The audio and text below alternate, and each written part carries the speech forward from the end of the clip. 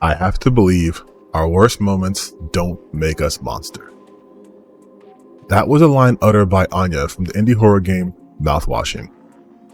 When I first played the game, I didn't really let that phrase sink in, but after a while, it was literally all I could think about from the game. In Mouthwashing, you're a crew of 5 on a space freighter tasked with delivering cargo to a destination that'll take over a year to reach. There's Curley, the captain, Jimmy, the co-captain, Anya, the nurse, Swansea, the repairman, and his intern, Daisuke.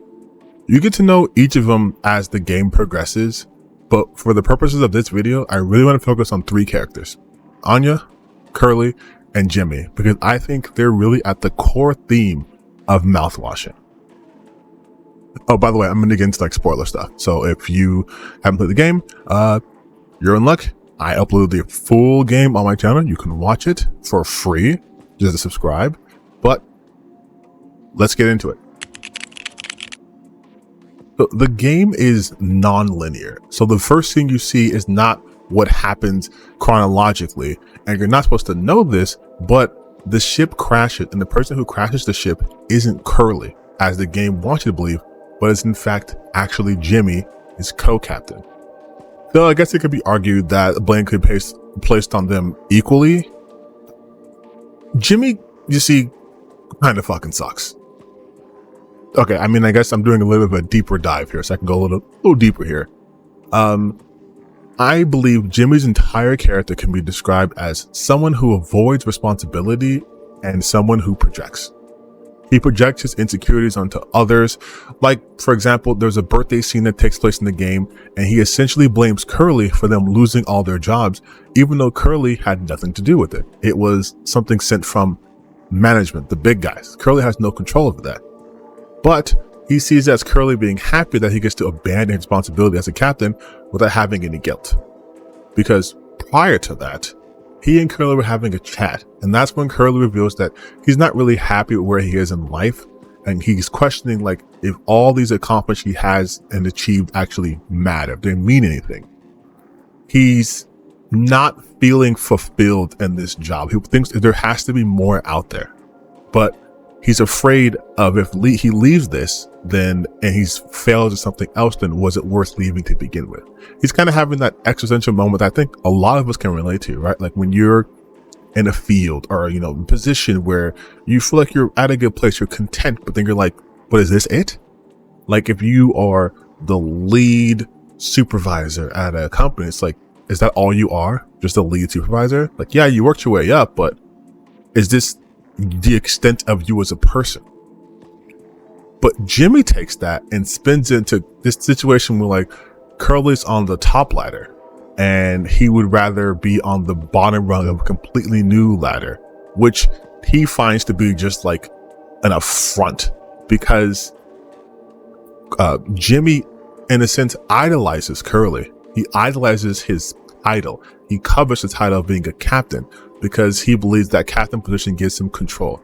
One of the reasons why he even likes being a co-captain is because he feels like he's in control of everything. But hearing that Curley wants to abandon that, it truly upsets him. And it's just a ton of jealousy on his part, because he's jealous of Curley's success. So in his mind, here's someone who's achieved a goal that I am working to achieve myself, someone who has the recognition that I want, and they're saying it's not even worth it. So what does that mean for his own goals? You know, it's like one of those situations. And like I said before, he really covets the title of being a captain, but he hates the responsibility that comes with it.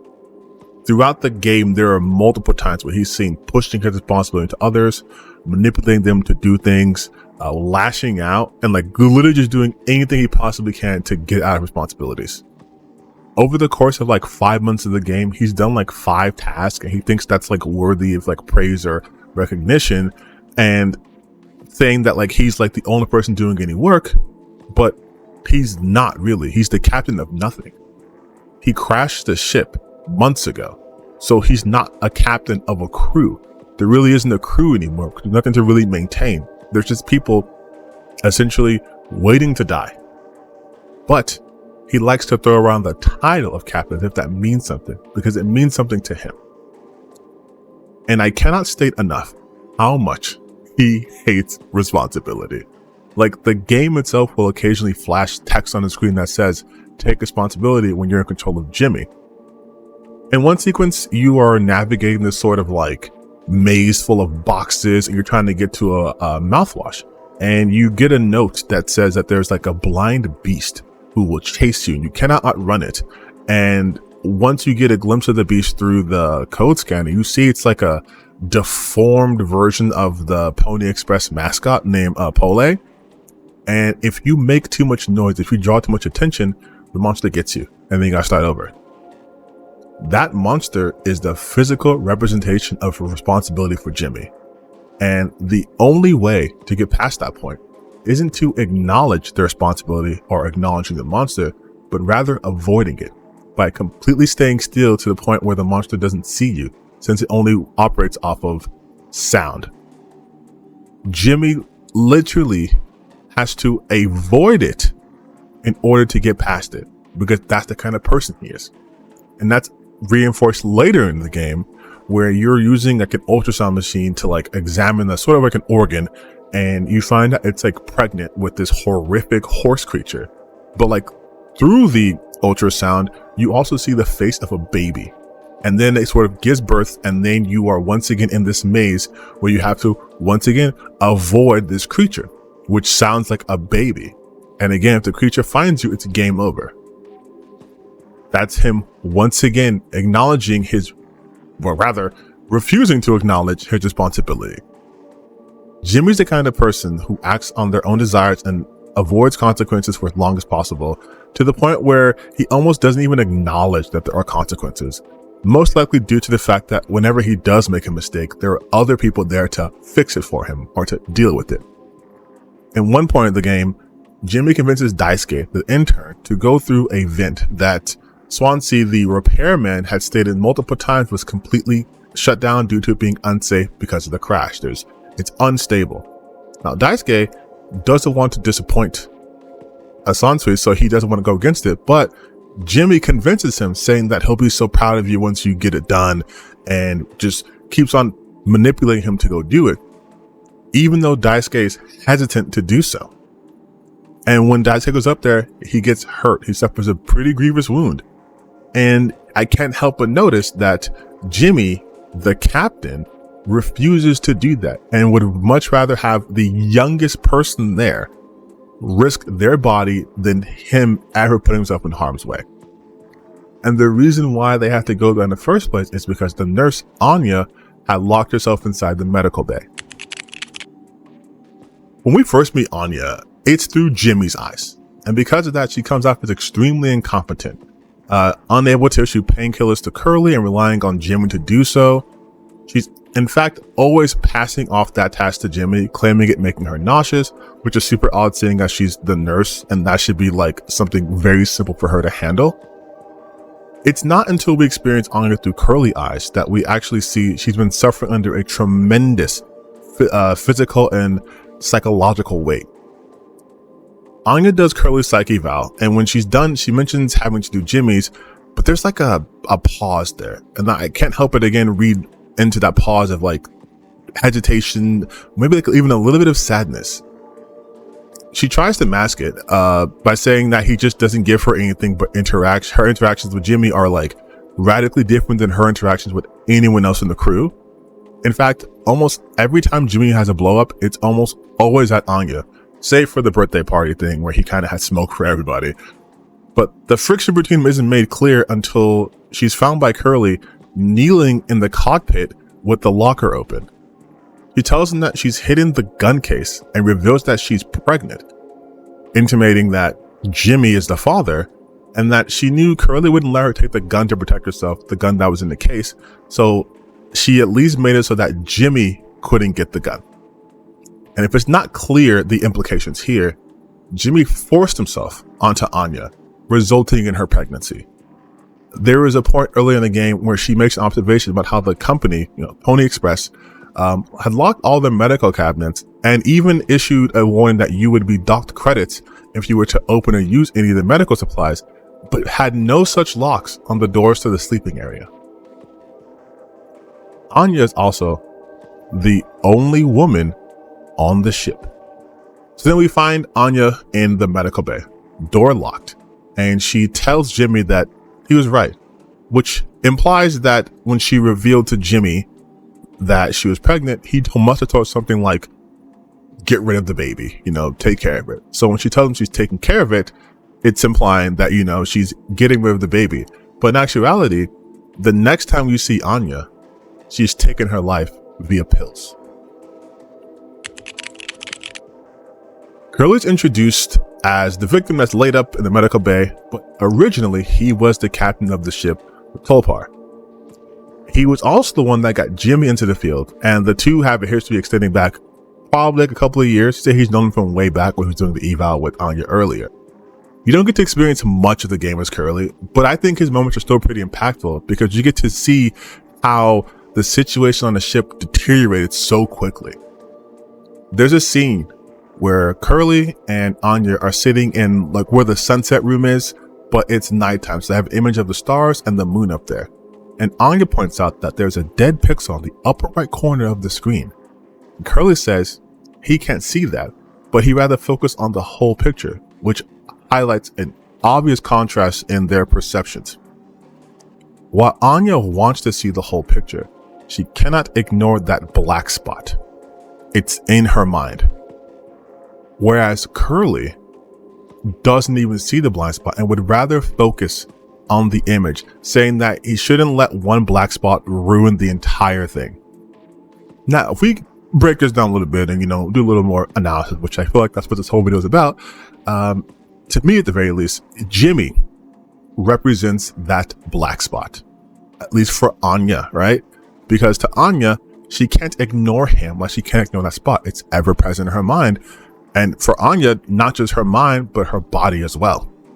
Whereas Curley is also aware of the spot, since he knows who Jimmy is, and since that Anya has brought up what Jimmy's done to his attention. But rather focus on that, he rather maintain the illusion of everything being fine. It's only when Anya is visibly at her limit that Curley expresses even the modicum of concern for her well-being. But then he really just brushes that away in order to somewhat protect Jimmy. He wouldn't let Anya take the gun. Now, we know that Jimmy assaulted Anya and that there are no locks on the door. And so instead of letting her protect herself, he was saying, let me just talk to Jimmy, which does nothing. And when Jimmy assaulted her, he did nothing after that either. There was no consequence for Jimmy, at least nothing coming from Curley. He claims to take responsibility for her and the crew and do anything to help her, but again, does nothing stop Jimmy from having access to her.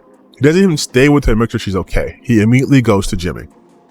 He didn't even try to stop Jimmy from entering the cockpit, which led to the crash, until it was far too late. Ironically though, it's when he's in a state where he's at the whim of Jimmy that he's truly able to see him for who he is.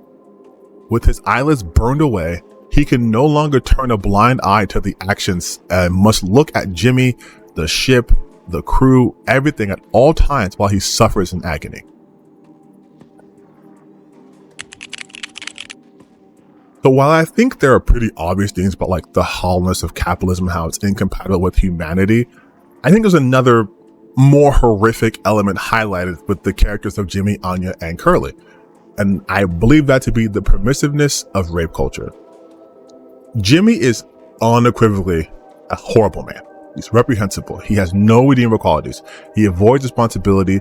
He takes his anger on everyone due to his inadequacies and is extremely selfish. His desire to crash the ship and kill everyone was all due to him assaulting Anya and not having that mess up his life, since he's been working hard to maintain what he has. He would literally rather die than take responsibility. He floats that idea of crashing the ship in a conversation to Curley, where he mentions how he's actually responsible for what went down because he's the captain. It happened on his watch, which is true.